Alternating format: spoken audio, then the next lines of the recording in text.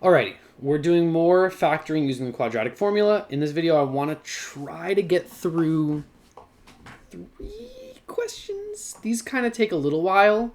I'll go kind of slow on the first one. The second two, we're going to speed it up a bit. So without further ado, let's get to it.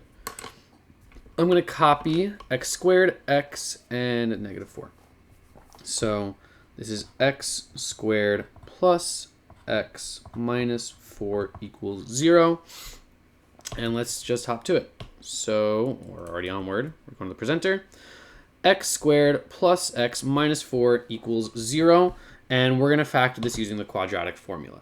Now, the reason we're going to factor this using the quadratic formula, by the way, is just that if I try to think of two numbers that multiply to make -4, and those same two numbers add to make a +1, I'm having a hard time figuring that one out, because 4 and 1 will work to make a -4, except that'll either add to 5 or 3.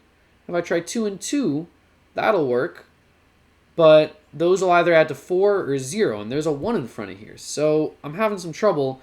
It might be that it's decimals. So we have to use the quadratic formula is the whole point. Quadratic formula, I have it memorized. You can look it up. A lot of times it's on a reference sheet. If you're practicing for the SATs, try to memorize it. I like to use this tune. X equals -b plus or minus the square root of b squared minus 4ac all over 2a. That's how I remember it. Find another tune if you don't like the Jack in the Box sound, but that's how I memorize it. And then we just kind of hop to it, except first thing we need to do is just say, all right, a is 1, because there's no coefficient here, so I really know the coefficient is 1. B on my x term, it's also going to be a 1, and c is going to be a -4. So c is equal to -4. Now we can just start plugging and playing, right? So let's get to it. X is going to be equal to -b. So if b was 1, it's going to be -1. Oh, geez. Am I not even in the screen if I do that? Let's scoot this way. -1. Okay. And then plus or minus, I'll do in pencil still. Plus or minus square root of b squared. So it's going to be b is 1 again. So 1 squared minus 4.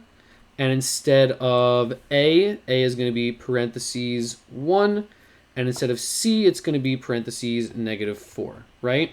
Nice thing about quadratic formula is you don't really need to think. You just remember the formula, and then you just do it. It's just doing some processes. Sometimes that's nice.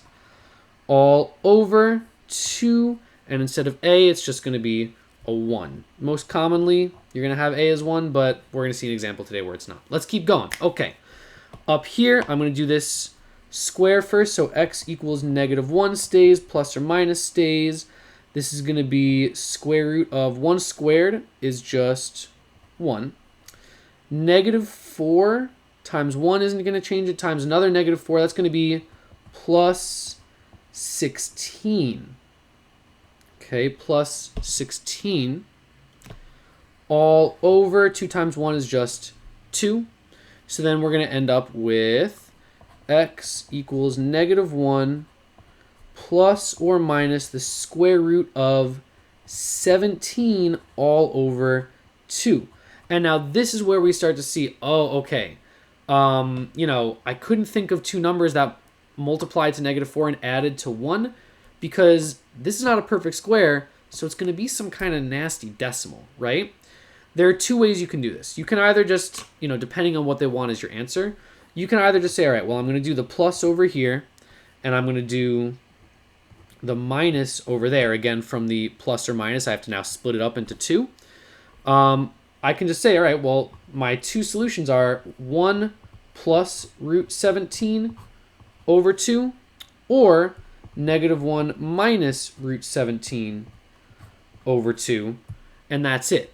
But if it's asking for a decimal answer, or if the context of the question is time and stuff like that, you kind of want to have it as a decimal. And then also if it's a multiple choice question, it might be a decimal anyways. So what you can do is just say, all right, well, that's not really that big of a deal. I can just grab my calculator over here, and I can just do the square root of 17, the square root of 17. Square root of 17, hard to see on the screen over here, 4.12. So for this, by the way, you really should be copying it down pretty well. So I'm going to say, all right, well, the square root of 17 is 4.123105626. Okay. So square root of 17, it's approximately equal to this decimal because it might still be going on forever. Okay. So then what you would do is I'm just going to rewrite these then, right? Instead of -1 plus root 17, it would really be -1 plus 4.123. I'm going to end it there for the sake of like time here, right? Over 2. And then I would do -1 minus 4.123 over 2. And now that this is a decimal on the top for both of these, I can do the work, right? This is really going to be 3.123 over 2. And this is really going to be -3. -3.123 over 2.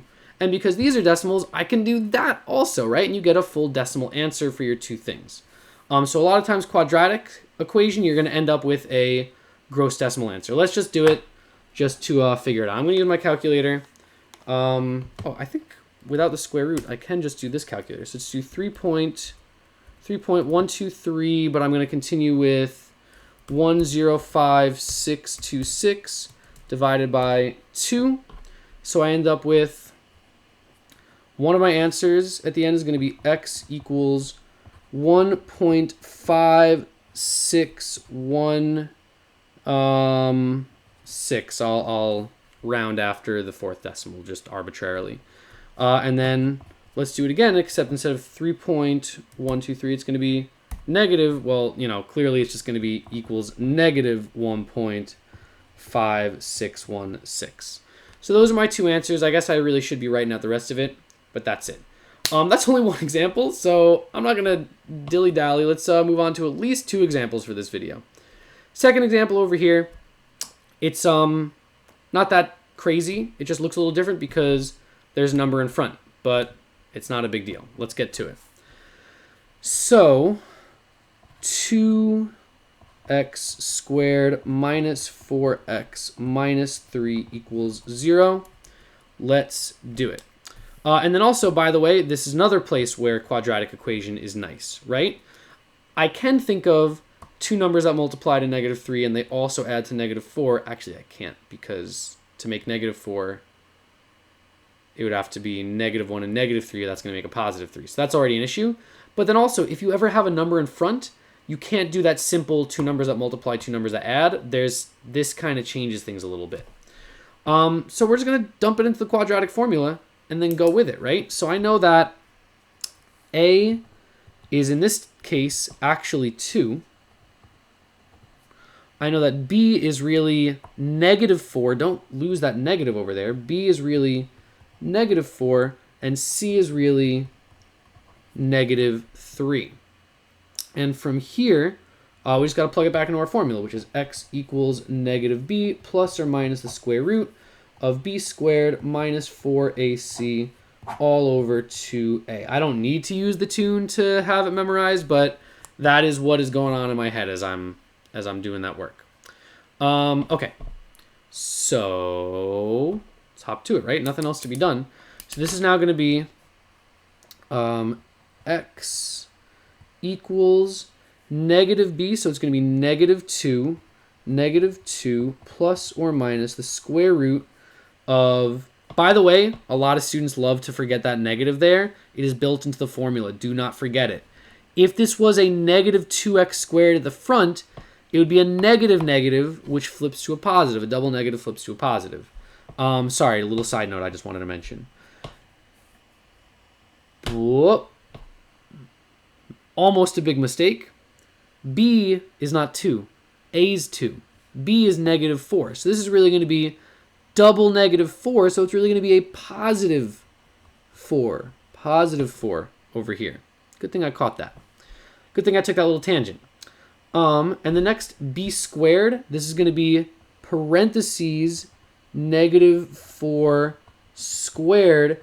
That is important, right? If you plug this into a calculator, it's going to give negative 4 times negative 4. Some calculators, if you do not put the parentheses there, it's going to say, oh, negative 4 times, or 4 times 4, and then put a negative, right? So just make sure you put in parentheses anytime you plug in. Minus 4 AC. A is 2. C is negative 3. And then all over 2A, which is 2 times 2.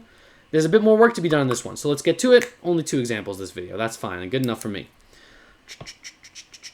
What am I doing? 4 squared first. So this is going to be... Why am I using the pen? Because that pencil is kind of losing its sharpness. Let's try this guy out. All right, so now I'm going to end up with positive 4 plus or minus the square root of 16. Negative 4 times 2 is negative 8. And then negative 8 times negative 3 is going to be negative times negative will be positive 24. Yep. Close that square root. All over 4. Okay, great. 16 and 24. 10 and 20 is 30. And another one there, it's going to be 40. So this is going to be equal to 4 plus or minus the square root of 40 all over 4. Again, gross decimal answer, but it's okay. So this is going to become, I'm going to now go down this way, 4 plus or minus 40. Are there any nice square roots in there? If I divide a 4 out, 4 is a nice square root. That's a thing. If I divide a 16 out, I can't. If I divide a 25, I can't. 9. So it looks like this is just going to be 2 root 10. That's all. By the way, 2 root 10. Sorry. That comes from 40 can be swapped over to be looking like the square root of 4 times 10. The square root of 4 is 2, so I can just do the square root of 4, bring it out in front. 10, nothing nice about that. That's all it is. All over 2 here. And then we would flip this over to a plus and a plus up here and a minus over here. And it would just be 4 plus 2 root 10 all over 2, or 4 minus 2 root 10 all over 2. I could do the decimal stuff, but I kind of want to end the video here because I think it's long enough already. You could do the decimals, finish it up, and get the exact decimal answer for this. But that's quadratic formula. Clearly, if you don't need to use it, let me just zoom this out a little bit. It's a lot of work to be done, right? It's a lot of messing around with stuff, but you're not thinking. You're not saying, oh, should I move this over? Should I do that? You're just going, right? You're just doing PEMDAS stuff. So it's nice if you can get through this stuff quickly, but clearly if you can just think of 2 numbers that multiply to the last guy and add to the middle guy, and you don't have a coefficient in front, maybe you should just do your old-fashioned GCF, the difference of perfect squares, then diamond factoring before automatically going to the quadratic formula.